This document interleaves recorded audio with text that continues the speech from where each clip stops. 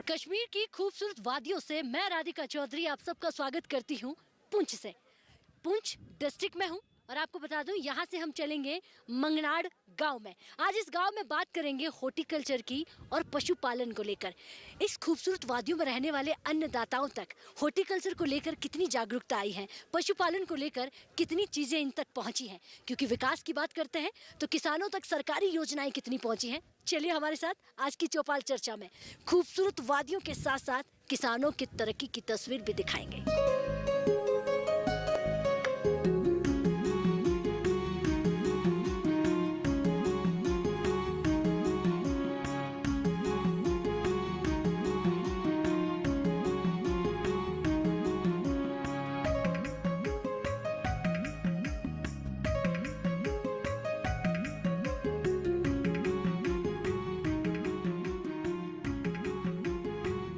दिल्ली से हमारी यात्रा जो है जम्मू, जम्मू से फिर देखिए राजौरी और अब पहुंच चुकी है पुंछ। और ये पुंछ के किसान भाई हमारे साथ, एक बार जोरदार से तालियां भाई अपने आप के लिए, बहुत स्वागत। और ये तालियों की गड़गड़ाहट जो है मंगनाड़ गांव से आ रही है। सोचिए, समझिए, क्या इस गांव को आपने पहले कभी सुना है? शायद नहीं, क्योंकि जम्मू कश्मीर को घूमने आते हैं तो आप डिस्ट्रिक्ट घूमते हुए निकल जाते हैं। हमने सोचा क्यों ना उसी डिस्ट्रिक्ट में रहने वाले एक ऐसे गांव में चलते हैं जो पहाड़ों के बीच में बसा हुआ है। आज बात करेंगे राष्ट्रीय बागवानी मिशन हॉर्टिकल्चर।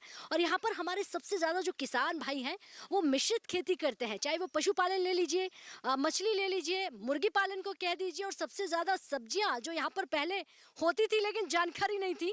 पिछले कुछ सालों में लगभग 5-6 सालों से हमारा जो किसान है हॉर्टिकल्चर से जुड़ रहा है। तो किसान महिलाएं, कभी सोचा है कि पुंछ जैसी जगहों में महिलाएं कभी बराबर बैठ सकती है चौपाल में? ये भी वो बदलाव है। यहाँ पर विज्ञान हमारे साथ बैठा हुआ है, कृषि विज्ञान केंद्र पुंछ से तमाम अधिकारी और किसान भाई भी हमारे साथ हैं। सबसे पहले मैं जो अधिकारी महिला है उन्हीं से पूछूंगी कि क्या बदलाव यहाँ पर हो रहा है। मैम नमस्कार। नमस्कार मैम। क्या नाम है आपका? मेरा नाम डॉक्टर रमनदीप कौर है। मैं केवीके पुंछ में काम करती हूँ, एक प्रोजेक्ट में, निकरा प्रोजेक्ट में। जैसे आप जानते हैं कि यहाँ पे क्लाइमेट, मौसम में कितना बदलाव हो रहा है, उस के चलते यहाँ पे एक प्रोजेक्ट लॉन्च किया गया है जिसका नाम है निकरा, national innovations and climate resilient agriculture. जब से निकरा प्रोजेक्ट आया है किसानों के बीच में, जहाँ तक मुझे याद है कि हमारे बदलाव के साथ साथ क्लाइमेट बदलाव, जब मौसम का परिवर्तन होता है, बदलाव होता है, तो कुछ चीज़ें गायब हो जाती है जो पुराने समय में हम लगाते थे। तो नई चीज़ों से कैसे इन्हें इंट्रोड्यूस कराते हैं? क्या हमारा किसान अपना पाता है उसे? मैम प्रॉब्लम तो और थोड़ी आती है, एकदम से तो नहीं अपना पाते, लेकिन कुछ फार्मर्स ऐसे हैं जो अपनाते भी हैं।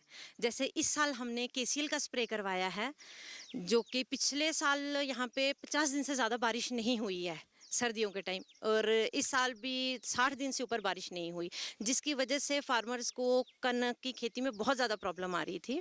इसलिए हमने यहाँ पे इस बार केसीएल का स्प्रे करवाया और हमें ये खुशी हुई कि बहुत ज़्यादा नहीं लेकिन 25-30 फार्मर्स ने उस चीज़ को अपनाया। पहले तो फार्मर्स डर रहे थे कि कई नई चीज़ है, पता नहीं हमारी फसल बिल्कुल ख़राब ना हो जाए, लेकिन अपनाने के बाद जब बाकी फार्मर्स ने देखा मतलब कि बदलाव देखा उस चीज़ में, तो अब खुद फार्मर्स कह रहे हैं कि अब नेक्स्ट टाइम अगर ऐसी कोई प्रॉब्लम आएगी तो हम खुद स्प्रे करवाएंगे इस चीज़ का।